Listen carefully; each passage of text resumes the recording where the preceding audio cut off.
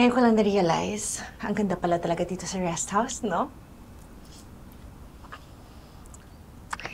Kinda reminded me of our first night together.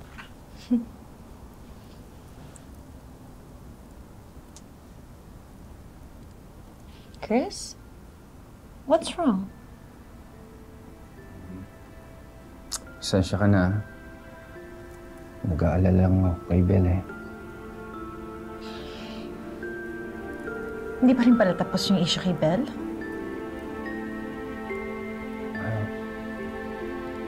You really think na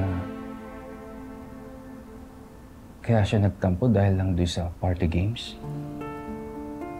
Han, si Belle na nga mismo yung nagsabi, di ba? Ano naman gusto mong marinig? I just want to make sure.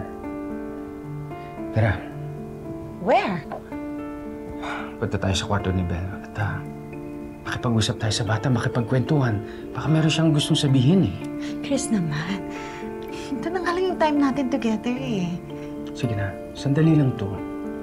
Sumunod ka, ha? Sumunod ka. Chris!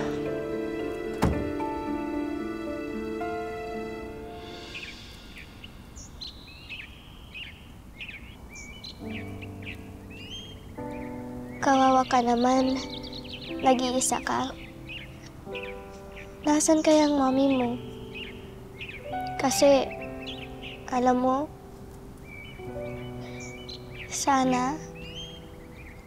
sana balikan ka niya. Sana hindi ka niyang iiwan. Kasi, paano kapag iniwan ka na niya? Sino naman ang mag-aalaga sa'yo? At saka kung makahanap ka naman ng ibang nanay, hindi ka naman sure kung talagang mahal ka o kung talagang ituturing kang anak.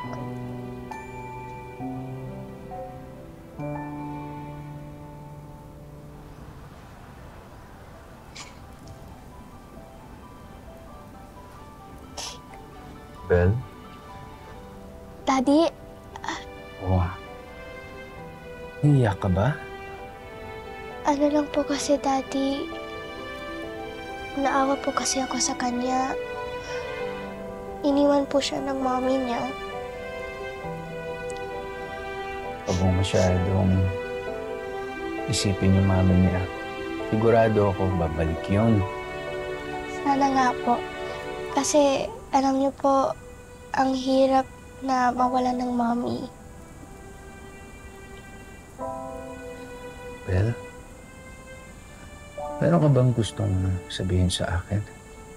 Po, Kasi nararamdaman ko na parang meron kang gustong ikwento sa akin. ano po kasi, Daddy, Belle, alam mo, mas maigi na yung sabihin mo sa akin. Promise. Promise, hindi kita i-judge.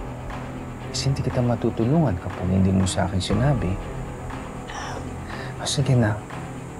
Sabihin mo, ano yan? kasi po, Daddy, Oh, mukhang intense na pinag-uusapan yung mag-ama. May I join you? Oo nga eh. Buti, dumating ka. Nag-prepare pa kasi ako ng snacks. Alam ko, paborito ni Belle itong cookies na to. Di ba, Belle? opo, thank you po, Mommy. Oo naman. Anything for my baby girl. Alam mo kasi, meron itong sasabihin si Belle bago ka pumasok. Really? What's that, Belle?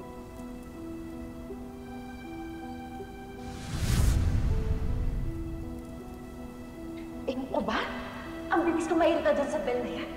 Palibasa kasi, hindi ko naman siya anak.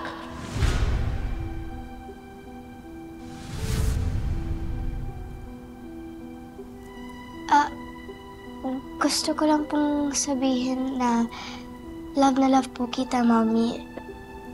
And no matter what, you will always be my mommy. Of course! Meron pa bang iba?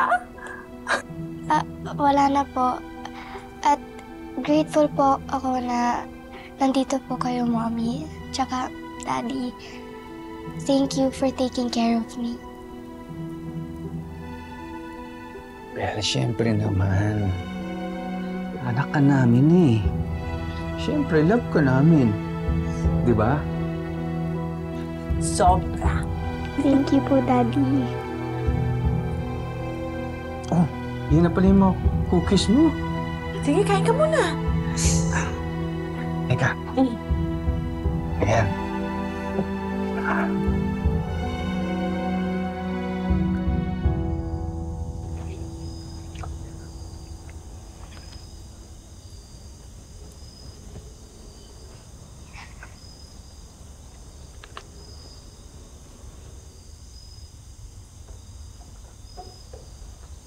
Ba't gising ka pa?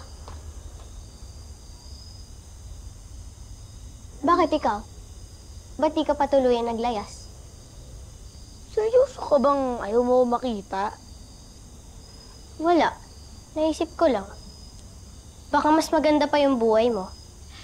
Kesa naman yung ganito. Mas mahirap pa sa daga. Eh, hindi ko naman kayo pwedeng iwan ni nanay.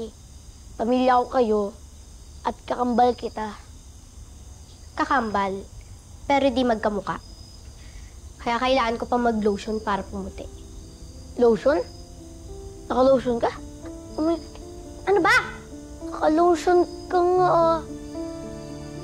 Ano nakakuha ng lotion? Yung mahal-mahal nun. Umiram lang ako. Totoo ba yan? Kanino, ha? Basta. Di ako naniniwala. Nasaan yung lotion mo, ha? Pa! Huli ka! Akin na nga yan! Paano ko nakakuha ng lotion na to, ha? Mahal-mahal na to, ang laki-laki pa, oh! Teka, ikaw kumuha ng pera ni Aling Jacinta, no? Di! Huwag ka na magsinungaling! Akin na yan, Tyrone! Umamin ka na! Ikaw ang nagnakaw! Sinungaling ka ba? Di na! Akin na yan! Aminin mo na kasi! Ikaw ang kumuha! Oo na! Dali! Tyrone! Anak!